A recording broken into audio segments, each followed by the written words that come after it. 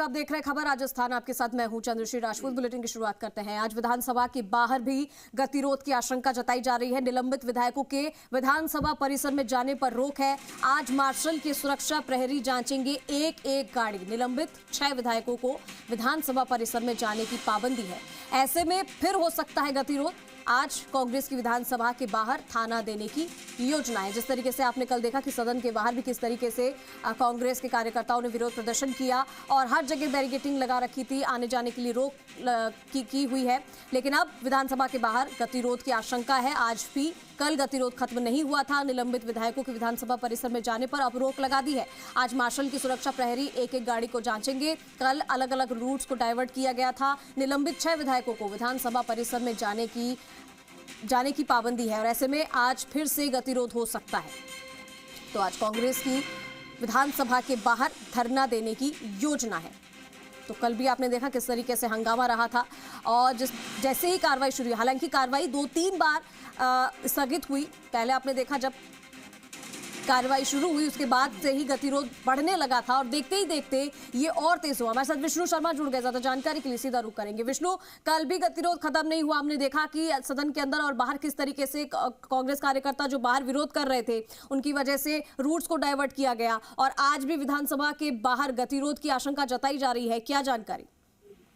बिल्कुल गतिरोध खत्म नहीं हो पा रहा है। कल प्रयास हुए थे, लगातार 3 से 4 बार विधानसभा अध्यक्ष के कक्ष में बैठक हुई और बैठक के बाद सहमति बन गई थी कि दोनों ही पक्ष अपने अपने जो बात है उस पर खेद व्यक्त करेंगे। और इसके अलावा पहले जब गोविंद सिंह डोटासरा के कहा गया तो उन्होंने खेद व्यक्त, इस पूरे घटनाक्रम पर खेद व्यक्त किया, लेकिन आसन के प्रति खेद व्यक्त नहीं किया। इस बात को लेकर अड़ाड़ी रही संसदीय कार्य मंत्री जोगाराम पटेल ने कहा कि पहले आसन के प्रति जो दुर्व्यवहार किया उसको लेकर क्षमा मांगे और उसके बाद विधानसभा अध्यक्ष ने कार्रवाई स्थगित कर दी और कुछ देर बाद कार्रवाई शुरू हुई। तो हालांकि नेता प्रतिपक्ष ने कहा कि सब इस बात को हम लोग खेद प्रकट करते हैं, लेकिन गोविंद सिंह डोटासरा ने खेद प्रकट नहीं किया। तो इस बात को लेकर उन्होंने कहा कि सदन की कार्रवाई चलेगी, पहले सदस्य हैं वो अपनी इस पर खेद प्रकट करें। इसके बाद कांग्रेस बॉयकॉट कर गई। हालांकि शेष अवधि तक बॉयकॉट कर रखा, लेकिन अगर वार्ता का प्रयास होता है तो वो वार्ता में शामिल होंगे। दूसरी ओर कांग्रेस ने बाहर विधानसभा के बाहर धरना देने का ऐलान किया हुआ है। बाहर धरना देंगे, अभी कुछ देर बाद धरना शुरू होगा उनका। उधर बीजेपी विधायक दल की बैठक भी होगी और बैठक में आगे की रणनीति पर विचार किया जाएगा। मुख्यमंत्री की अध्यक्षता में ये बैठक आयोजित की गई है। तो कुल मिला के विधानसभा में आज भी जो हंगामेदार स्थिति और गतिरोध बना हुआ रहेगा। तो देखने वाली बात है कि गतिरोध टूटता है, कैसे टूटता है, क्या नया समीकरण लाते हैं, क्योंकि विधानसभा अध्यक्ष कह चुके हैं कि आसन का अपमान नहीं सहा जाएगा और सत्ता पक्ष का भी यही मूड है कि आसन का अपमान लगातार जो कर रहे हैं वो नहीं कहा जाएगा। और इसको लेकर कांग्रेस के वरिष्ठ नेताओं ने प्रयास भी किए थे, लेकिन वो प्रयास सफल नहीं हो पाए।